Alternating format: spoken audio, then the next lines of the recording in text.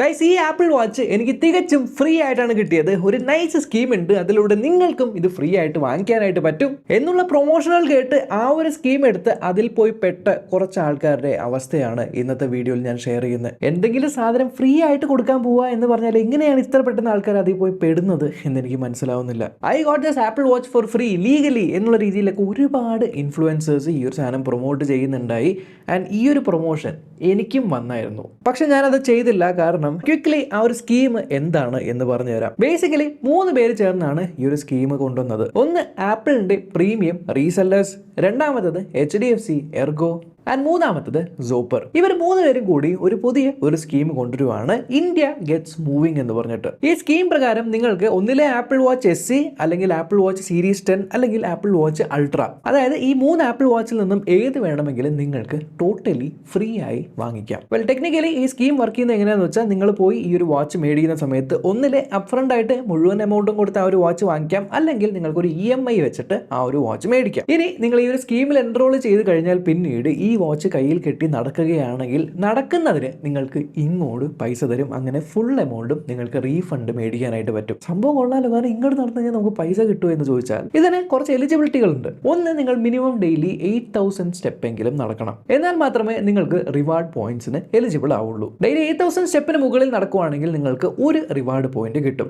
ഇനി ഈ ഒരു ആപ്പിൾ വാച്ച് 90,000 രൂപയുടെ ഒരു ആപ്പിൾ വാച്ചാണ് മേടിക്കുന്നതെങ്കിൽ അത് നിങ്ങൾ 12 കൊണ്ട് ഡിവൈഡ് ചെയ്യുക, വിച്ച് മീൻസ് എല്ലാ മാസവും 7500 രൂപ. സോ നോ കോസ്റ്റ് EMI ഒക്കെ ആയിട്ടാണ് എടുക്കുന്നതെങ്കിൽ നിങ്ങൾ 7500 രൂപ മാസം അടയ്ക്കണം. സോ നിങ്ങൾ ഒരു മാസം ഏകദേശം 110 പോയിന്റിന് മുകളിൽ ഏൺ ചെയ്ത് കഴിഞ്ഞാൽ ആ 110 പോയിന്റും നിങ്ങൾക്ക് ക്ലെയിം ചെയ്ത് ആ ഒരു 7500 രൂപയായിട്ട് തിരിച്ച് മേടിക്കാം. വിച്ച് മീൻസ് എത്രയാണോ നിങ്ങൾ അടയ്ക്കേണ്ട ആ ഒരു EMI അതിന്റെ 100% എമൗണ്ട് നിങ്ങൾക്ക് തിരിച്ച് ക്ലെയിം ചെയ്ത് മേടിക്കാനായിട്ട് പറ്റും. അങ്ങനെ നിങ്ങൾ എല്ലാ മാസവും അടുത്ത 12 മാസത്തേക്ക് 110 പോയിന്റിന് മുകളിൽ അക്യൂമുലേറ്റ് ചെയ്തുകൊണ്ടേയിരുന്നാൽ എല്ലാ മാസവും നിങ്ങൾ അടയ്ക്കേണ്ട EMIയുടെ എമൗണ്ട് അവർ ഫ്രീ ആയിട്ട് നമ്മൾക്ക് തരും. ആ ഒരു എമൗണ്ട് വെച്ച് നമ്മൾ EMI അടച്ചു പോകുന്നു.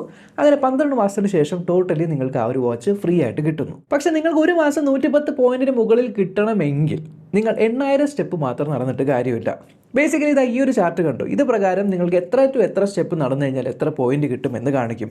ഇതിൽ നിങ്ങൾ മിനിമം 15,000 സ്റ്റെപ്പിന് മുകളിൽ നടന്നു കഴിഞ്ഞാലാണ് നിങ്ങൾക്ക് 4 പോയിന്റ് കിട്ടുന്നത്. അങ്ങനെ കണ്ടിന്യൂസ്ലി 15,000 സ്റ്റെപ്പുകൾ എല്ലാ ദിവസവും ഒരു മാസത്തേക്ക് നടക്കുമ്പോഴാണ് നിങ്ങൾക്ക് 110 പോയിന്റിന് മുകളിൽ കിട്ടുന്നതും അതിലൂടെ നിങ്ങളുടെ ആപ്പിൾ വാച്ചിന്റെ അടയ്ക്കേണ്ട EMIയുടെ ടോട്ടൽ എമൗണ്ട് ആ മാസം റീഫണ്ട് ആയിട്ട് കിട്ടുകയും ചെയ്യും. അപ്പോഴാണ് നിങ്ങൾക്ക് ടെക്നിക്കലി ഇത് ഫ്രീ ആവുന്നത്.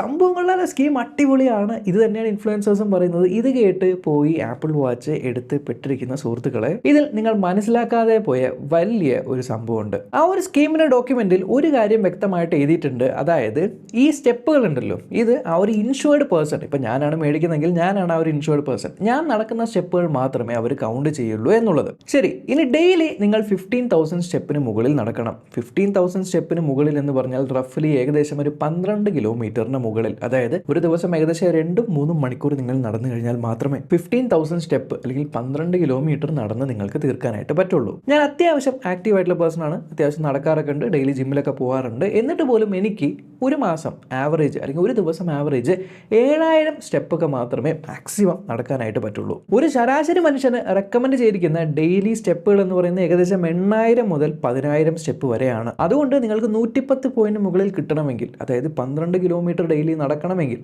അത് ഒരു മാസം 28 അല്ലെങ്കിൽ 29 ദിവസവും ഒരു വർഷം മുഴുവനും നടക്കണമെങ്കിൽ നിങ്ങൾ ഒന്നിലെ കായികപരമായി ഭയങ്കര മുന്നിലുള്ള ലൈക്ക് ഒരു അത്ലറ്റോ ഒരു സ്പ്രിന്ററോ ഒരു മാരത്തോൺ റണ്ണറോ അങ്ങനത്തെ ആരെങ്കിലും ആയിരിക്കണം. അല്ല നിങ്ങളൊരു കോമൺ മാൻ ആണ്, ഈ ഒരു വാച്ച് മേടിച്ചു ഇന്ന് നടക്കണമല്ലോ എന്ന് പറഞ്ഞ് എല്ലാ ദിവസവും 12 കിലോമീറ്റർ നിങ്ങൾ നടക്കാൻ പുറപ്പെട്ട് കഴിഞ്ഞാൽ ഈ വക പ്രശ്നങ്ങളൊക്കെ ആയിരിക്കും നിങ്ങൾക്ക് വരാനായിട്ട് പോകുന്നത്. സോ ലോജിക്കലി നിങ്ങൾ ചിന്തിക്കുവാണെങ്കിൽ എല്ലാ ദിവസവും 15,000 സ്റ്റെപ്പ് എത്തിക്കുക എന്ന് പറയുന്നത് ഒരു നിസ്സാര പരിപാടി അല്ല. ഇനി രണ്ടാമത്, ഈ ഒരു ഡോക്യുമെന്റ് പ്രകാരം ഒരു ഇമ്പോർട്ടൻ്റ് ആയിട്ടുള്ള ഒരു ലൈൻ അതിൽ മെൻഷൻ ചെയ്തിട്ടുണ്ട്. നിങ്ങൾ ഒരിക്കലും ഫ്രോഡലന്റ് ആയിട്ടുള്ള സ്റ്റെപ്പുകൾ അക്യുമുലേറ്റ് ചെയ്യരുത്. അങ്ങനെ അക്യുമുലേറ്റ് ചെയ്ത് കഴിഞ്ഞാൽ സ്ട്രിക്റ്റ് ആയിട്ടുള്ള ആക്ഷൻസ് എടുക്കുകയായിരിക്കുമെന്ന്. സോ ബേസിക്കലി നിങ്ങൾ ഇങ്ങനെ കുലുക്കിയൊക്കെ സ്റ്റെപ്പ് കൂട്ടുവാണെങ്കിൽ ആ ഒരു സ്റ്റെപ്പ് സ്റ്റെപ്പൊന്നും കൂട്ടുകയില്ല എന്ന്. ഒരു കാര്യം ഞാൻ പറയാം, ഒരു വാച്ചും പെർഫെക്റ്റ് അല്ല. ഈവൻ ആപ്പിൾ വാച്ച് പോലും പെർഫെക്റ്റ് അല്ല. നിങ്ങളൊരു ഹൈ എൻഡ് വാച്ച്, ഇപ്പോൾ ആപ്പിൾ വാച്ച്, സാംസങ് വാച്ച് ഇതൊക്കെ കെട്ടിക്കൊണ്ട് നിങ്ങളൊരു ബസ്സിൽ യാത്ര ചെയ്യുവാണ്, അല്ലെങ്കിൽ നിങ്ങളൊരു ബൈക്കിൽ പോകുവാണെങ്കിൽ പോലും റോഡിലുള്ള മൈന്യൂട്ടായിട്ടുള്ള ഒരു വൈബ്രേഷൻ, അല്ലെങ്കിൽ വണ്ടിയുടെ മൈന്യൂട്ടായിട്ടുള്ള വൈബ്രേഷൻസ് പോലും ഇത് ചിലപ്പോൾ ഫോൾസ് ആയിട്ട് സ്റ്റെപ്പുകളായിട്ട് കൂട്ടാറുണ്ട്.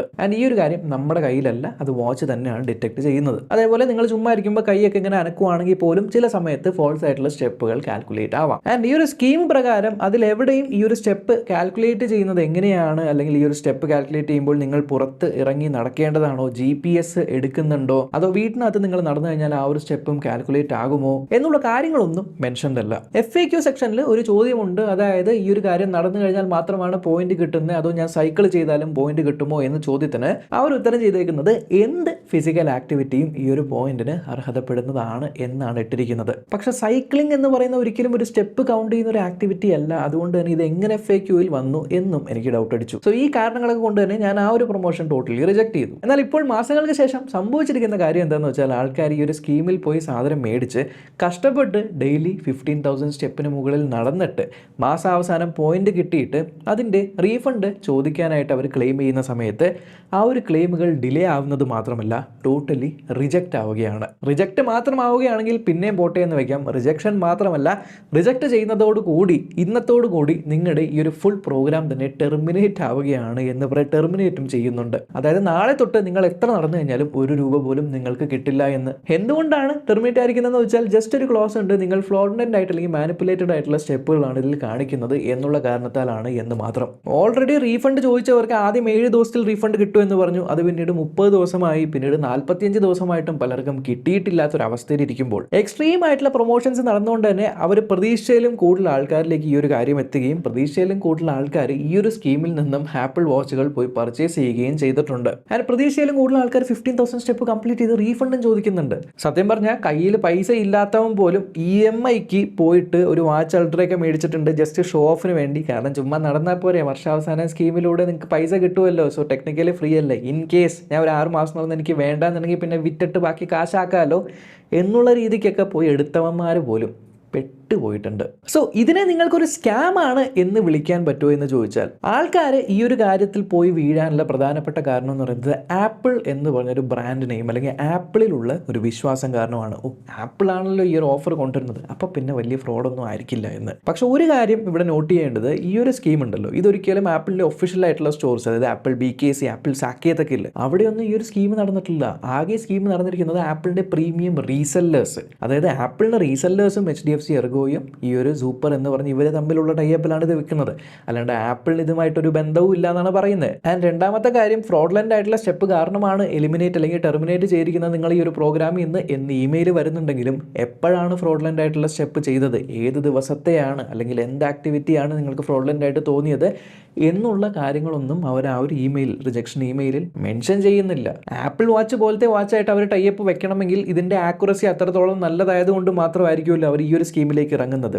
എന്നിട്ടും ഫ്രോഡ്ലന്റ് സ്റ്റെപ്പുകളുടെ എണ്ണം ഇത്ര കൂടുതലാണ്, അതുകൊണ്ട് ഇത്രയധികം സ്കീമുകൾ ടെർമിനേറ്റ് ചെയ്യേണ്ടി വരുന്നു എന്ന് പറയുമ്പോൾ ആപ്പിൾ വാച്ചിൻ്റെ ആക്യുറസിനെ ചോദ്യം ചെയ്യുന്നത് പോലെയും ഈ ഒരു കാര്യം വരാം. ഇനി ഇതിലെല്ലാം ഉപരി വേറൊരു കാര്യം കൂടിയുണ്ട്. അതായത് ഈ ഒരു സ്കീം വർക്ക് ചെയ്യുന്നത്, നിങ്ങൾ ഈ വാച്ച് കെട്ടി നടക്കുകയാണ്, ഇതിൻ്റെ ഹെൽത്ത് ഡേറ്റ അത് HDFCയുടെ ആപ്പുമായിട്ട് സിങ്ക് ചെയ്തിട്ടാണ് ഈ ഒരു സ്റ്റെപ്പ് കൗണ്ട് ചെയ്യുന്നത്.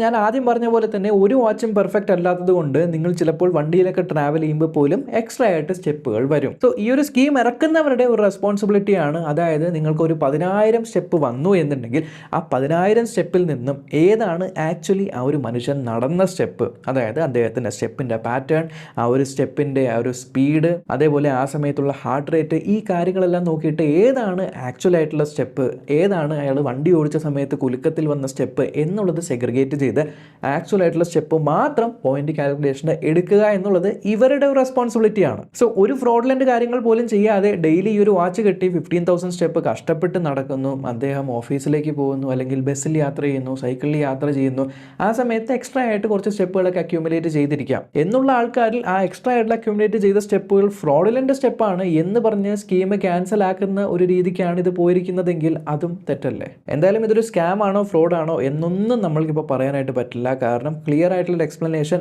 ആരുടെ ഭാഗത്തു നിന്നും ഇതുവരെയും വന്നിട്ടില്ല. പക്ഷെ ഒരു കാര്യം മാത്രമേ കുറച്ച് കൺസേണിംഗ് ആയിട്ടുള്ളൂ. കാരണം ഇന്ത്യയിൽ ഏകദേശം ഒരു 1000-1500 കൂടുതൽ ആപ്പിൾ പ്രീമിയം റീസെയിലേഴ്സ് ഉണ്ട്. ആ റീസെയിലേഴ്സിൻ്റെ കയ്യിൽ നിന്നൊക്കെ ഒരു 5-10 വാച്ച് വെച്ച് വിറ്റ് പോയിരുന്നെങ്കിൽ പോലും കോടികളുടെ വാച്ചുകളാണ്, കോടികളുടെ രൂപ മുടങ്ങുന്ന വാച്ചുകളാണ് വിറ്റ് പോയിരിക്കുന്നത്. ആൻഡ് ഈ വാച്ചുകളെല്ലാം വിറ്റ് പോയിരിക്കുന്നത് ഈ ഒരു സ്കീമിൽ പൈസ തിരിച്ച് കിട്ടും എന്നുള്ള ഒരു പ്രതീക്ഷയിലാണ്. ആൻഡ് അവരുടെ ഈ പോളിസികളെല്ലാം അബ്രപ്റ്റ്ലി ടെർമിനേറ്റ് ചെയ്യുകയാണെങ്കിൽ ഇതിൽ എത്ര പേരാണ് ഈ ഒരു പൈസ കിട്ടും എന്നുള്ള ഒറ്റ പ്രതീക്ഷയിൽ EMI എടുത്തിരിക്കുന്നവർ എന്ന് നമ്മൾക്കറിയില്ല. എത്ര പേരുടെ ആ ഒരു വിശ്വാസം അല്ലെങ്കിൽ എത്ര പേരുടെ പൈസയാണ് ഇതിൽ പോയിരിക്കുന്നത്, ആൻഡ് എത്ര രൂപയുടെ ലാഭമാണ് ഇവർക്ക് ഈ ഒരു സ്കീം ക്യാൻസൽ ചെയ്യുന്ന വഴി കിട്ടുന്നത് എന്നുള്ള നമ്പേഴ്സ് എല്ലാം നമ്മൾ നോക്കുവാണെങ്കിൽ അതൊക്കെ ഭയങ്കര ഹ്യൂജ് ആണ്. എന്തായാലും നിങ്ങൾ ഈ സ്കീമിൽ വാച്ച് വാങ്ങിയിട്ടുണ്ടോ, ഇതിൽ പെട്ടുപോയിട്ടുണ്ടോ, നിങ്ങൾക്ക് റീഫണ്ടൊക്കെ കിട്ടുന്നുണ്ടോ എന്നുള്ള കാര്യങ്ങളൊക്കെ ജസ്റ്റ് ഒന്ന് കമൻറ്റ് ബോക്സിലൂടെ അറിയിക്കുക. ആൻഡ് ഡെഫിനറ്റ്ലി കസ്റ്റമർ കെയറിനെ റീച്ച് ഔട്ട് ചെയ്യുക, അതേപോലെ കംപ്ലയിൻറ്റ്സ് റേസ് ചെയ്യുക. ഈ കാര്യങ്ങളൊന്നും ചെയ്യാതിരിക്കരുത്, കാരണം it is your hard earned money. അപ്പോൾ അത്രേ ഉള്ളൂ ഈ ഒരു വീഡിയോ. അടുത്ത വീഡിയോ കാണാം. ബൈ.